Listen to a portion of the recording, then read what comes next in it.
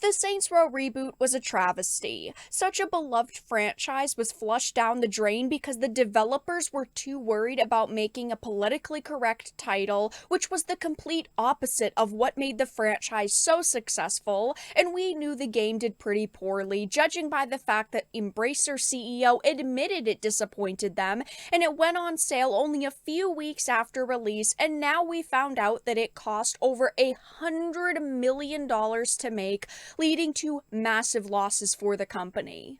I have a bunch of things to show off, but before we get into the topic at hand, if you enjoy the content that I create, please make sure to subscribe to the channel and hit the notification bell. Follow me on social media like Twitter or mine so that you can see when my content is posted. And of course, if you do really enjoy the videos and the live streams that I create, please consider becoming a Dark Titan via Patreon or a supporter via YouTube memberships. So, I wanted to start off with this game's radar article. The Saints Row reboot reportedly cost over $100 million to make, meaning it is one of the most expensive games created. I mean, it's definitely up there on the list. That is a massive amount of money for a game that commercially failed.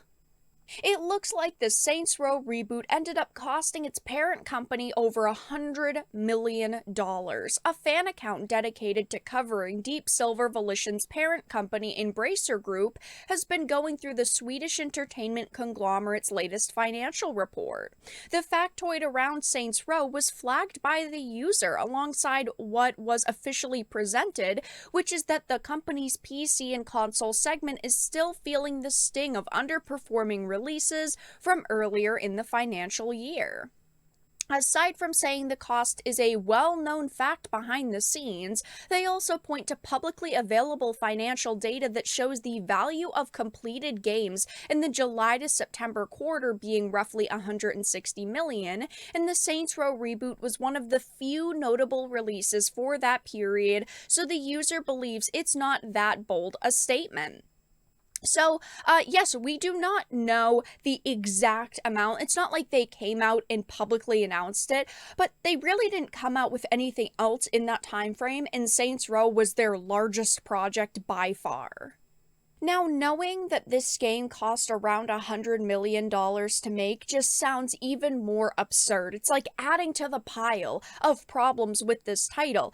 As you know, Saints Row Reboot was a complete and utter failure. I've talked about it many, many times on the channel, but even the Embracer Group's CEO, Lars Winchford, acknowledged the poor reception to the reboot following a rocky launch. At the time, he hoped ongoing bug fixes and content updates would turn the game's financial future into a rosier one, and it really didn't. This game came out, unfortunately, it was buggy, it was broken, and the content that they created just wasn't entertaining. I have loved every other Saints Row title in some way, shape, or form, and I didn't even play this game, and that is the problem with this title, is that dedicated Saints Row fans, a lot of them at least, didn't want to give this a chance because they decided to go in this drastically different direction. They decided to do away with the edgy humor and the bold gameplay that made this franchise successful and did something a bit more tame and laid back, and it failed for them. And this next article also talks about it. It says Saints Row Reboot led to major losses for Embracer Group. It says the game industry isn't what it used to be in its early generation. On some levels, that's fine. After all, with each generation, we get new technology to improve games. We also get new looks at what gamers like, new ideas for genres to keep them fresh. But one thing that is unequivocally true about the industry is that unlike in previous generations, they're willing to take a risk and make a subpar title in the hopes that people won't mind and thus make money off of it. And again, the problem with the Saints Row reboot is that they could have sold another Saints Row game. This could have been massively successful if they simply made it good, but they hired people for this project who wanted to make it different and new and updated and of course for modern audiences, and it was a failure. It does say, this statement comes from Twitter, where an insider states that the game cost over $100 million and that because of its underperformance, the Embracer Group lost money across PC and console sales. It also mentions how, maybe it wasn't doomed to fail from the start. It had carved out its part of the open world genre by having wacky stories, incredibly over the top characters, and spoofing everything they felt they could handle. It was understandable that they needed to reboot the franchise because they had done almost everything possible with the original characters, and I disagree. They could have basically taken all the previous games through very similar content into a new title, called it a reboot, and people would have bought it. People would have been fine as long as you had that original cast of characters and maybe a couple of new weapons or items and customizations. Just take the previous content but make it feel fresh. Add new missions, add new areas, add different storylines. It's really not that hard. Like I mentioned, though, $100 million on a game makes it one of the most expensive games ever created, at least so far. Cyberpunk 2077 was around $200 million.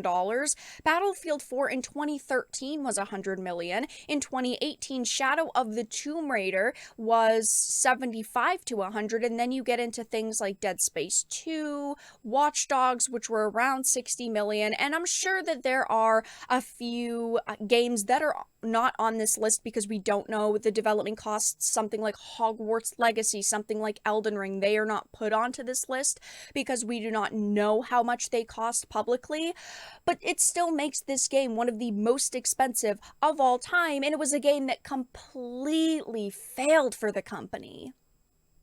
I mean, if you go on over to Metacritic, people roasted the hell out of this game. As you can see, the lowest user score that is posted between all platforms is the Xbox One version with a 1.5, and it doesn't get much better. The highest score on this list is a 2.9. I covered this game in depth. I talked about it many, many times because I was very disappointed. A lot of you guys were very disappointed, and the developers didn't really care. We had the drama with the community manager who attacked us simply for criticizing the game. You had other developers coming forward and basically saying, if you don't like it, don't play it. And we didn't. We didn't give it a chance. We didn't spend our money on it. And that was the problem for them, because this game is, up there on the list of largest failures in the gaming industry. This game takes the cake. It's got to be one of the most expensive and least purchased games I've ever had to cover on this channel. People really did hate this title, and it is unfortunate because I would love a good new Saints Row game. I don't think we're going to see another for a very long time. I just don't think that they're going to touch Saints Row for a while. I think they're going to let this all die down, maybe rethink what they're doing with this franchise, and hopefully they will get back on track, but honestly, it wouldn't surprise me if they didn't.